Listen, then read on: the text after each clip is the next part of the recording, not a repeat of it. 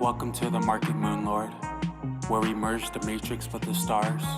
I'm your host, Jason Alexander, the Blue Moon of Neptune, here to help you navigate through the illusions of life. What's up, Moon Lords? It's Jason Alexander, and I'm here to give you guys a very, very, very powerful astrological lesson on the aspect squares. And we're going to use GameStop stock to show you guys exactly how this plays out in certain scenarios. So the next time you guys see a square happen in your personal life or on a stock, we don't have to get all crazy about it. We have to look at the big picture and see what's truly happening here. Let's check it out.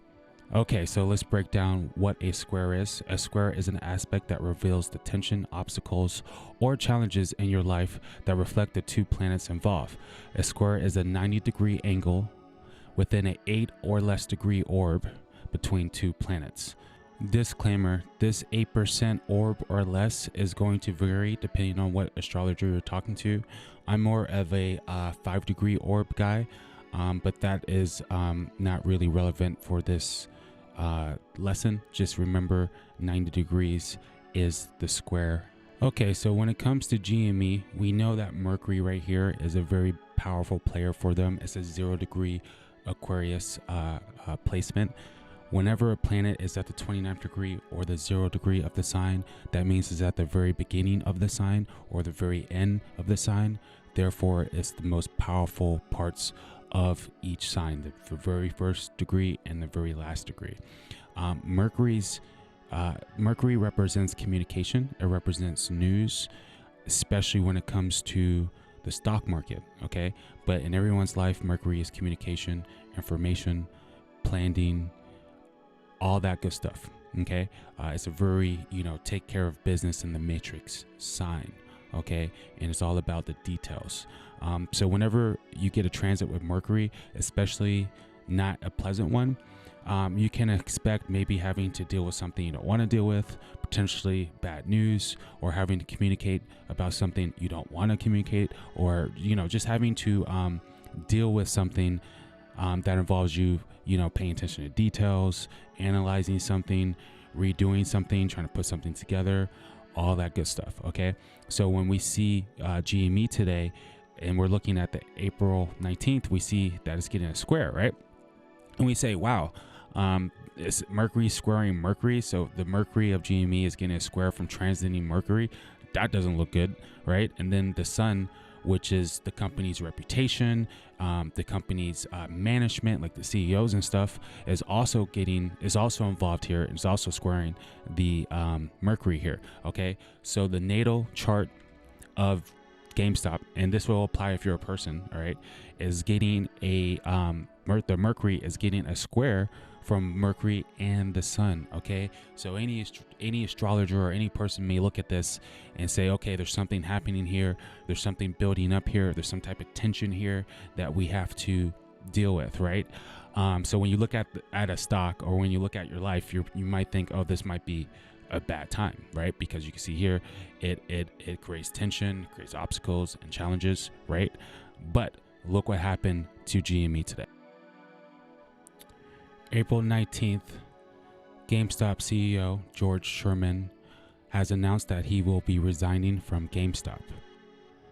At the time of this recording, you can see that GameStop is 11% up, and at one point it was much higher than that. So this means that this square happened to be a good thing. Okay, so this is how I look at it, especially when it comes to the stocks, right?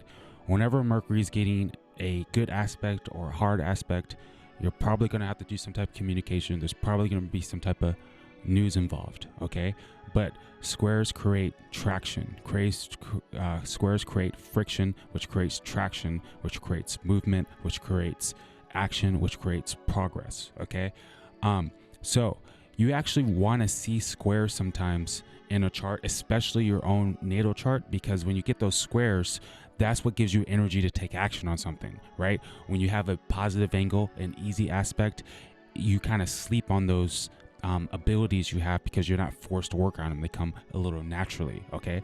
So today for GameStop, we had a square Mercury, and the sun. Okay. So we know there's going to be some type of information going on with the company. It could have to do with the authorities in the company, like the CEO. Okay.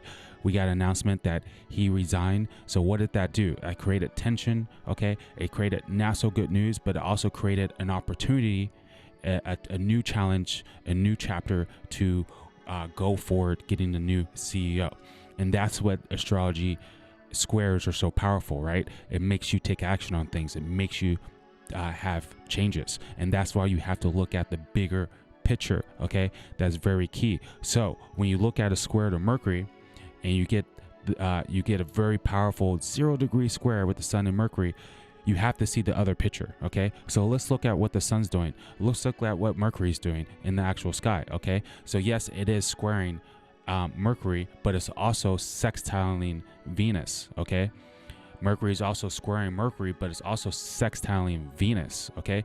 So what does Venus represent in astrology? Venus represents abundance. It represents money. It represents harmony. It represents balance. It represents relationships. It represents things coming together in a harmonious, functioning, beautiful way. Okay. It's a very elegant, chill, peaceful energy. Okay. So when you look at the Mercury square Mercury and the sun square Mercury, you're like, oh, that's very high tension. But look, Venus is heavily involved in both of these situations. So if my Venus is also involved in this in the same exact aspect, I'm be like, oh, well, something positive is here. Something might be happening with relationships. I might have to deal with something with relationships, but we're going to find a new balance. We're going to find a new middle ground. Okay. This could even be a square where I'm working with relationships that might be hard, but it turns into money later. Okay. So that is just a very, very easy way to look at the whole picture and not just one little aspect. Okay. Let's look at some other things that are happening in this chart today. Look at Venus that's in the sky. It is sextiling Jupiter 0 degrees. That is exact. Okay. We know GME's Jupiter is very, very powerful. We spoke about this plenty of times. It's in the exalted position of Cancer. We know Venus is at home in Taurus. Now, this is my astrology. Okay. Some people use these type of techniques. Some people don't. But think about it. Mercury is a very fast moving planet. Okay. It moves faster than Jupiter. Okay. And it moves faster than Venus. Not that much faster than Venus, but it is faster than Venus. Okay. So when you have a fast moving planet, remember those transits don't last as long, right? It's a quicker transit. But when you have more outer planets making hits, like Jupiter, it's not considered outer planet, but it's much further. Okay, it's much slower getting a hit from Venus, right? Then this is to me a more powerful transit than the Mercury square Mercury, which happens way more often and much quicker. Okay, so when I see this, I also see that Jupiter and Venus is so strong here and so positive, right? So I look at this as an extremely positive aspect, okay? So both transiting Venus and then the Venus of the chart are in very, very nice aspects to certain energies here. And we know Jupiter represents expansion, okay? It's also in the sign of Cancer, which is a very good sign for service-based like companies. Very good sign for Jupiter being to give a lot of luck and expansion. So this day, based upon what's happening with Venus, actually looks really, really, really amazing. Okay. And then when we further look at what's going on here, we can also see that Mars right here is also right on top of GME's North Node. That's like destiny energy. Okay.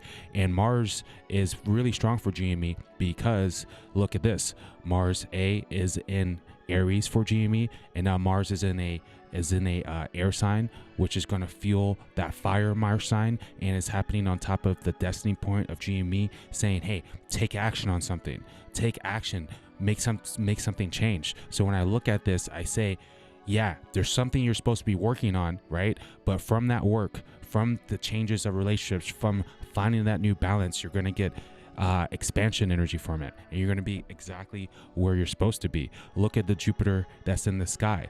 It's getting a conjunction from Uranus and the sun. Remember, Jupiter is expansion, okay?